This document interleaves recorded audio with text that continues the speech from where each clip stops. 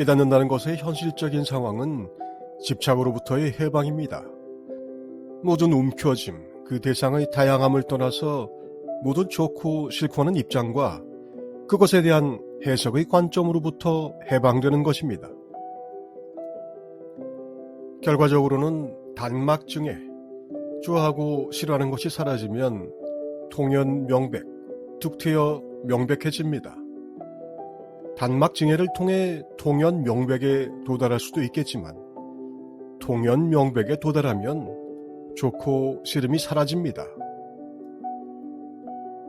그래서 깨달음은 매우 현실적인 일입니다.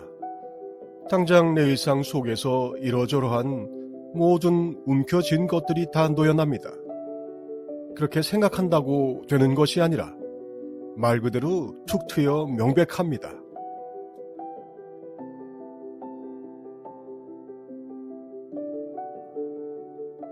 현실에서 실제로 사람들은 보고 싶은 것만 보게 돼 있습니다. 보고 싶은 것만 보이는데 그런 줄도 모릅니다. 그것을 지적하면 감춘 비밀을 들킨 것처럼 놀라지만 사실이 그렇습니다. 툭 트여서 명백한 상황에서는 그것이 보이기에 그렇다고 말할 수밖에 없습니다. 하지만 세간의 상식에서는 이런 어법이 매우 교만하게 보이겠죠. 사실이 교만하게 여겨지는 겁니다. 거꾸로 보면 그것은 사실 자체를 전혀 모른다는 것을 의미합니다. 또한 사실을 모르고 있다는 것을 인정하지 않기 때문에 자신이 모르는 사실을 지적하면 받아들이기 힘든 것이죠.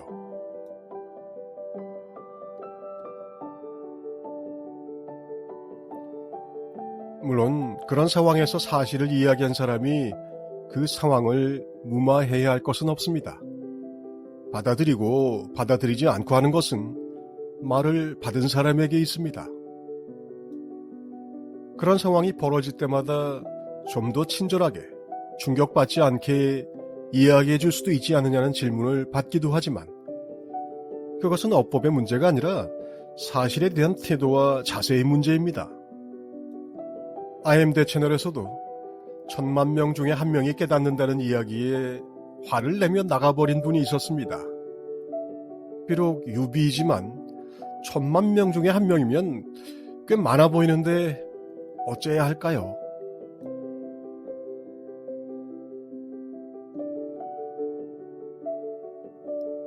깨달음은 현실적입니다. 그것은 관념의 문제도 신앙의 문제도 아닙니다. 구체적 현실에서 변한 것이 없다면 아무것도 하지 않았다고 여겨야 정상적인 수행자입니다. 말을 이해했으면 말을 버리고 행동으로 옮겨야 하는데 대부분의 수행자들은 말을 축적하고 그 말의 축적을 노력과 성취로 여깁니다. 그것을 포기하라고 하면 몹시 어려워합니다. 영적인 지식은 관념이나 사상을 연구하는 것이 아닙니다. 그것을 귀담아 듣는 내 안의 의식이 받아들이는 것입니다.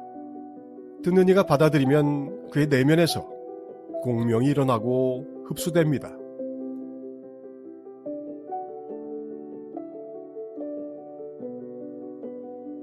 깨달음의 모든 위치들은 뭔가를 알아서 정복된 것이 아니라 그 반대입니다. 나에게 붙어있던 번뇌가 떨어져 나가고 나의 견해가 사라지고 좋고 싫고 하는 것이 없어져서 가벼워진 것이죠.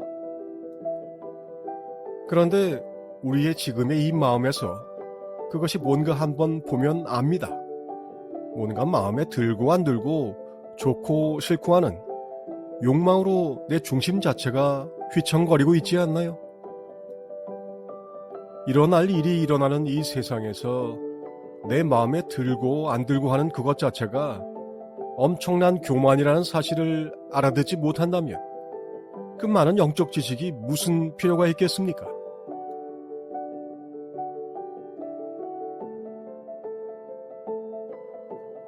이런 말들이 와닿지 않는다면 정직하게 자신을 봐야 합니다. 그런 수준이라면 아직 이런 공부를 할 때가 아니라는 증명입니다. 구도자의 자격을 갖추지 못했다는 것이고 마음 먹기부터 시작해야 합니다. 1,000,000명 중에 한 명에서 어떻게 1,000,000명이 눈에 들어옵니까? 구도자에게는 분모의 숫자가 들어와서는 안 됩니다. 분자의 단 한 사람이 구도자의 눈에 들어와야 정상입니다. 분모와 분자의 숫자가 마음에 쓰이는 상황이라면 아직은 자기 마음의 장애가 무언지 모르는 상황이며 오히려 치유가 필요한 상황일 수도 있습니다. 그런 사람에게 깨달음 공부는 에고의 독입니다.